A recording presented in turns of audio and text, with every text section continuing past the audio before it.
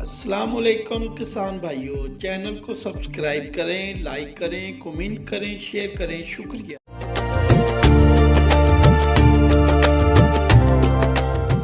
Urea का और नाइट्रोजनी खादों का इस्तेमाल 55 दिन की उम्र तक फसल के लिए हो जाना चाहिए।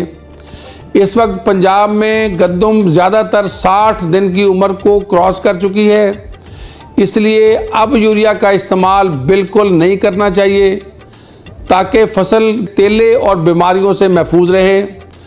लेकिन ये भी याद रहे कि अगर कहीं पे फसल नाइट्रोजन की कमी की अलामत जाहिर कर रही हो तो 3 किलोग्राम यूरिया 100 लीटर पानी में डालकर स्प्रे करें।